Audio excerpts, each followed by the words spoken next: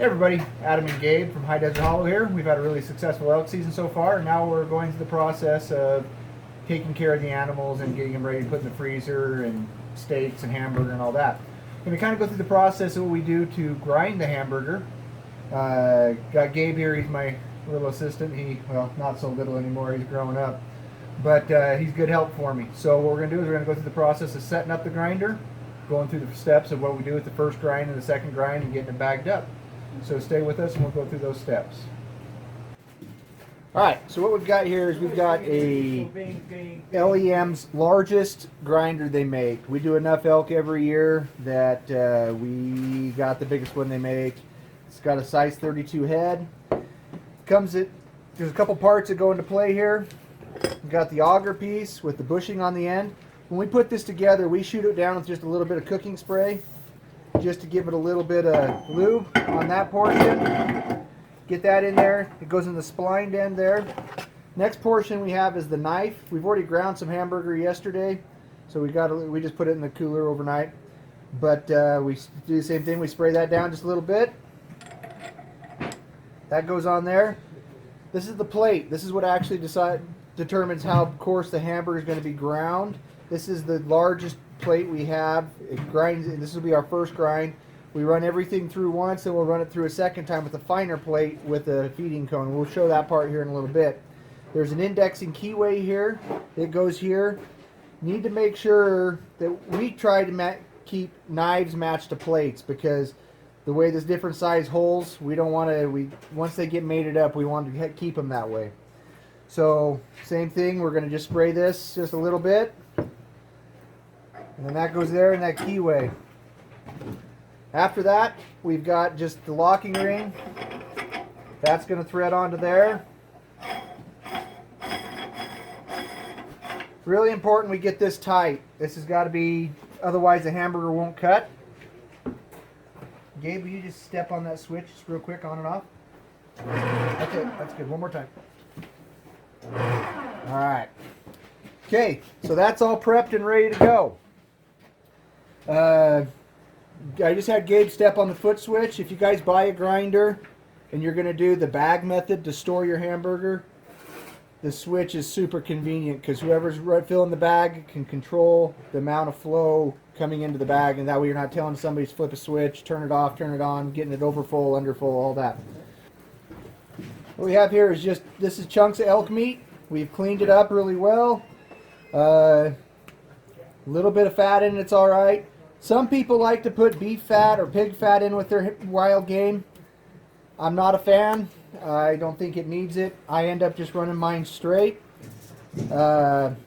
We just make sure it's good and cleaned up. There's no bloodshot. There's no hair. There's no dirt. There's no anything that you don't want to eat. You keep it out of the hamburger. That's one of our main rules. So we take extra care there. But then we got to cut it up into pieces about that big. That way it fits down inside this hole. LEM built a safety deal in here. I got a size 32 head here, but it's like a size 12 hole hit up here. So we have to have the hamburger smaller to get it fed in there.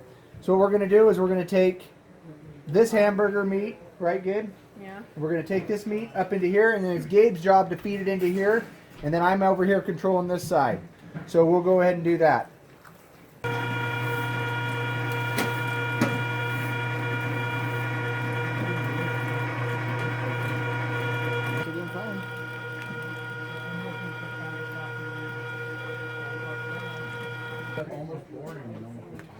Alright everybody, so we've got the coarse grind completely finished. We've done all the hamburger meat through one time.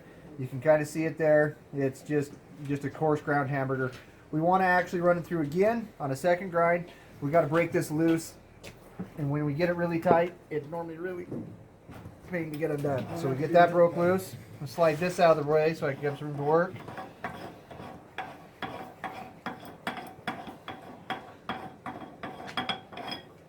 Get that off. Give that a little pull. Now what we've done on that last grind through, the last little bit of hamburger, is just a handful of the already coarse ground meat. So we have everything in here is ready to go right back into that pan so we can reuse it. Take this knife off. because we want to maintain plate to knife. We'll set those aside. What we've got here is the next plate. It's got a lot smaller holes in it. They're about half the size.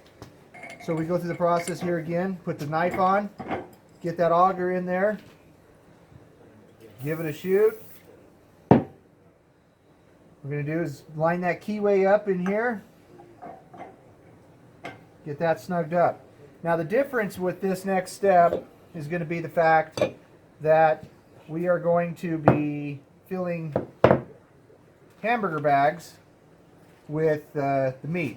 Now the reason we use these is because they're light, they keep the light out, they keep the air out, and they just, our storage life is a lot longer with this as long as you get them filled properly. We'll go over those steps after we get this all put together. But to fill those bags, we need to have a horn on there that the hamburger meat goes into, the bag slides over and it fills up from there. So what we do is we put that inside the ring, make sure that's seated, get this ring up, the lock ring on here started. We're going to tighten that up.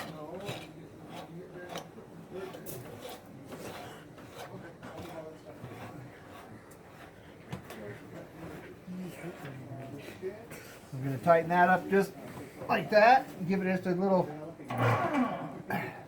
so that makes sure we make sure it's nice and snug down.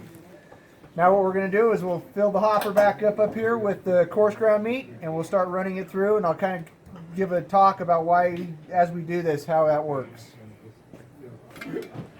Another tool we need when it comes to using the hamburger bags and grinding is this taping machine.